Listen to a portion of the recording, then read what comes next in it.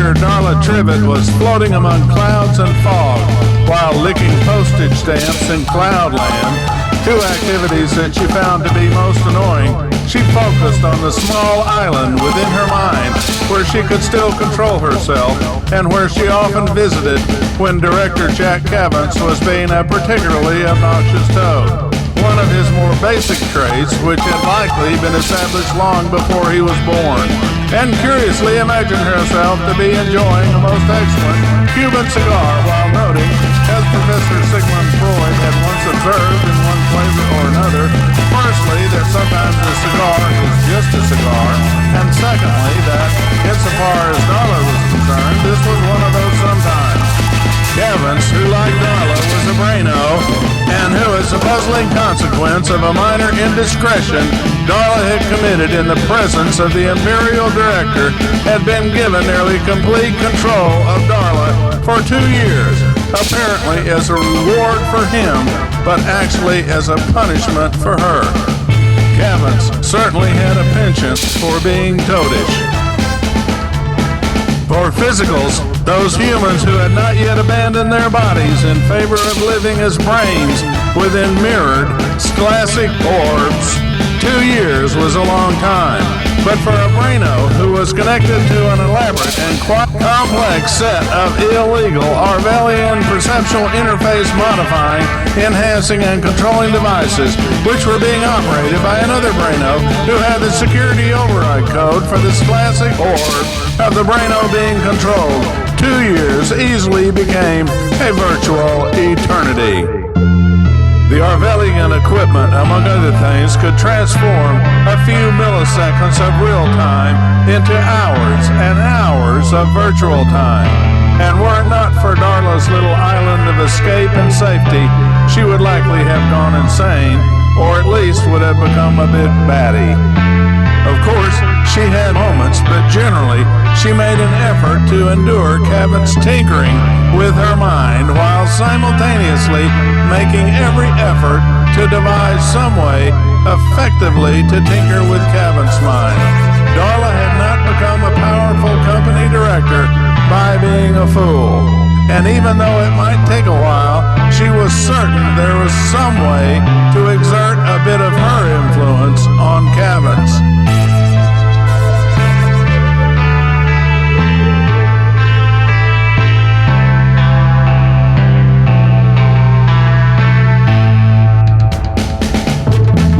Lately, Darla had begun noticing a pattern in Cavance's strange machinations, and the pattern of events usually began by Cavance making her float among clouds and fog while she was forced to lick postage stamps. After doing this for a while, Cavance then would begin playing musical recordings from the 1930s and 1940s of the planet Earth.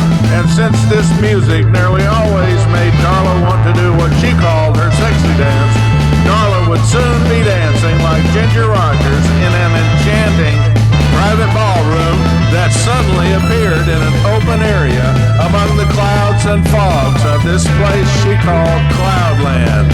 At the edge of the ballroom, the dance floor blended smoothly into the fog. But although there were carefully placed bright lights all around the ballroom and a spotlight which followed her as she danced around the ballroom, she occasionally could glimpse twinkling stars through the clouds that slowly drifted overhead. Calling this surreal was no exaggeration, because much to Cavance's credit, as a skilled Orwellian interface controller, Darla truly felt like she was in a movie for which she was the director, choreographer, and star. Once, very recently, as she was dancing through the air, something she had discovered she could do if she imagined herself being able to do it, Darla had the strange thought that doing her sexy dance might have some type of effect on Cavance. And mostly as an experiment, she increased the intensity of her dancing around the ballroom, something she could easily do as long as she wanted without having to be concerned about becoming tired, since she was a braino and this was a simulation, really, rather than something which was real in any tangible way. If the dedication required to do this caused her brain to do more work. Her thoracic orbs life support system would provide the necessary chemicals and energy her brain needed. And for practical purposes, she could do whatever she desired to do so long as, in her current circumstances, she wanted to do it and Cavans allowed her to do it. Although her sense of time was a bit confused by the Arvelian perceptual interface equipment, she nevertheless had a reasonably good sense of how time passed in the surreal ballroom. And even though she was not entirely certain this was the case, it appeared to her that once she had increased the intensity of her sexy dancing, Cavans had not interrupted her dancing by being a toad and making her float endlessly through clouds and fog while licking postage stamps. In fact, the more she pondered this, albeit very privately when she escaped to her little island, the more she began to suspect that Cavans actually enjoyed watching her dance like Ginger Rogers. Being especially bright and understanding fully on many levels that enjoyment and pleasure are powerful motivators, Darla began to devise a strategy which she hoped would increase her power in this strange game Cavans was playing with her, apparently toward some goal which she simply could not understand or imagine at the moment, no matter how much she tried to comprehend it. Her strategy was very simple, really, and the first step was to engage Cavans in some type of conversation. Virtually anything would be significant, because so far Cavans had never said even one word to her formally. Instead, at least as it appeared to her, Cavans devoted most of his attention to operating the various Arvelian perceptual interfacing devices and, perhaps occasionally, devoted a bit of attention to observing her in some way that she sensed but could not exactly describe. If she had been a cupcake or a glass of wine, she might have thought that Cavans was tasting her. But insofar as Darla knew, there was no way to taste the thoughts of a braino.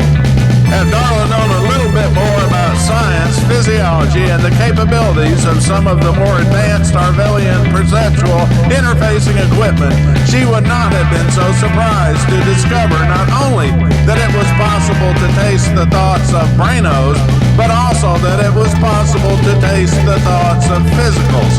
Although this latter activity required installing a miniature interface into a certain part of the brain of the physical being tasted, something which was easily done but very difficult to detect, even by the most advanced non-Arvelian methods. In fact, although it was unbeknown to Darla, Cavans' primary activity and purpose in everything he did with Darla was to taste her thoughts more fully than any other braino or physical before. And since Cavans had been perfecting the art of tasting thoughts for centuries, in a strange way, it was a bit of an honor that he had selected Darla specifically to become his thought-tasting masterpiece. Cavans truly was a grand master of the art of tasting thoughts, and he constantly strove to move the art of tasting thoughts to new and ever more fascinating levels. Of course, Darla knew nearly nothing about this aspect of Cavans, and even if she had known about it, she did not have the formal scientific training required to understand it mathematically. But she had one thing that Junior Director Jack Cavans did not have, and likely never would have. Specifically, she had the fascinatingly curious and oftentimes remarkably accurate talent which most common folk and experts alike call female intuition. She might not know so much about mathematics and physics, but she could tell when someone was pulling her chain. And in this particular instant, it certainly appeared intuitively obvious to her that Cavans was making a diligent, concerted effort to pull her chain over and over and over. And from her perspective, which no doubt was enhanced considerably by female intuition, if Cavans was pulling her chain, then she might be able to pull his chain. And as she was pondering this insight, which was beginning to be more like an epiphany, she remembered an old adage about a goose and a gander, which she found to be quite amusing and more than a little bit instructive in an oddly curious way.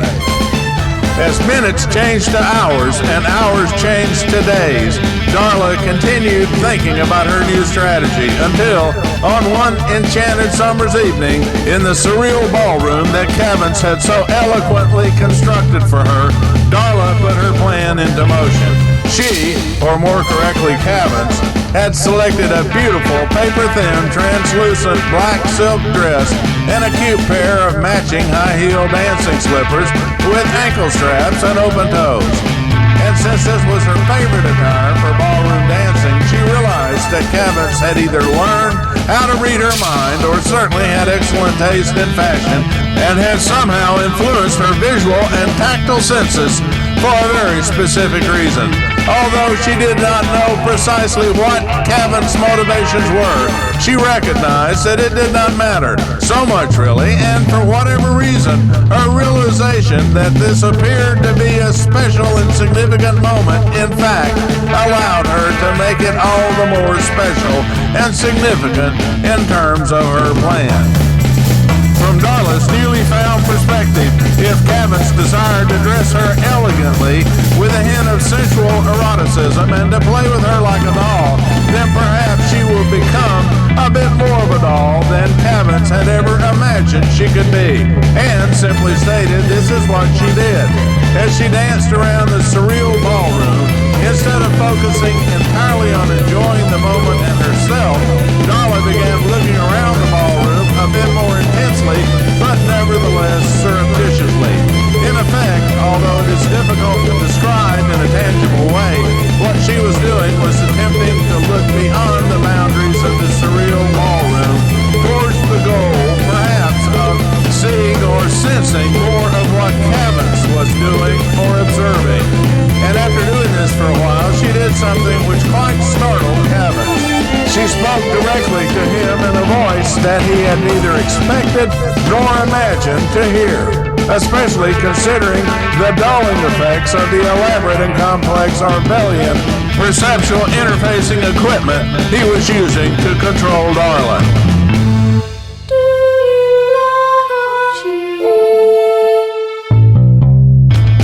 Granted, this was a very simple question, and it was not the first thing that Darla had ever said, but the way she said it suggested to Cavins that Darla was beginning to understand the elaborate game he was playing with her.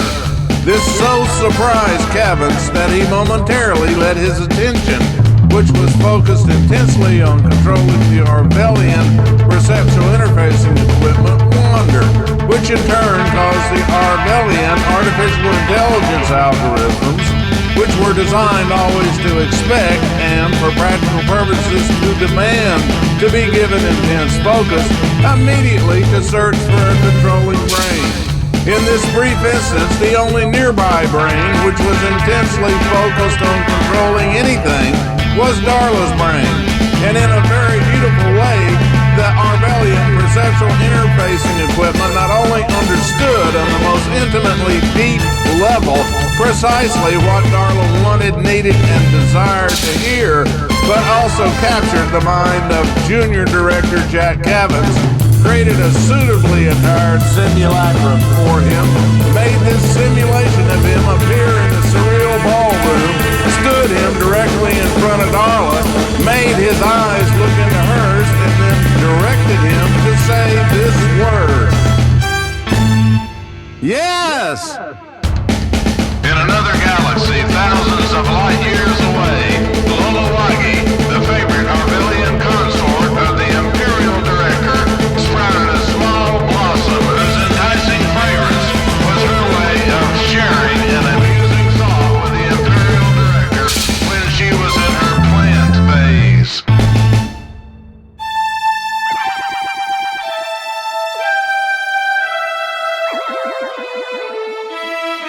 The Imperial Director moved nearer to Lolowagi, rotated his olfactory interface next to her small blossom, let her thought fill his mind with enticing fragrance, and replied, "Soon, my love, soon."